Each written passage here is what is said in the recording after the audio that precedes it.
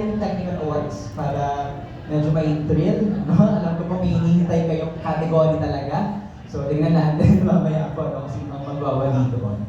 Ayan, para po sa ating unang technical award for the best pinakamasatong tunog, no, ay nakuha po na pelikulang Gumburza. No? So, si Albert Michael M. Edloma.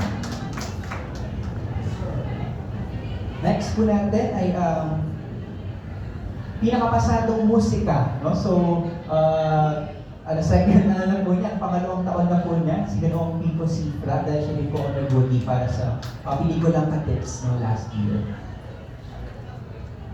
Now, for our pinakapasadong editing ay nakuha po ni Benjo O. Ferrer no, para sa pelikulang Firefly.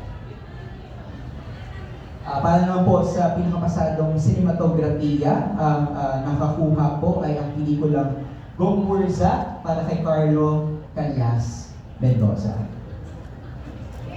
Ayan, dalawa po sila para sa pinakapasadong sinematografiya. Nag-tie po sila ni Neil Gaza para naman po sa pelikulang Firefly. Now, para po sa pinakapasadong dulang pang pelikula, nagkaroon din po ulit ng tie para sa category na ito. Ang unang nakuha po ay ang pelikulang Ang Duyan ng Magiting na parang po kay Dustin Celestino, na siya rin po yung director ng pelikulang Ang Duyan ng Magiting. At yung another recipient po natin ay ang Third World Romance na si Jericho Aguado and Wayne Baltazar na siya rin pong director ng pelikulang Third World Romance. Na para po sa pinakamasahang istorya, no, ay nakuha po ni Angeline G. Atienza para po sa pelikulang Firefly.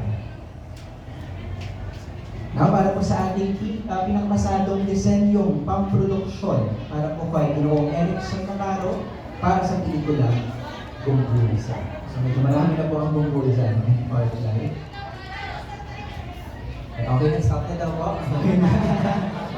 Siguro mag-wrap up, no? Ito mananalo sa kanilang natin alam.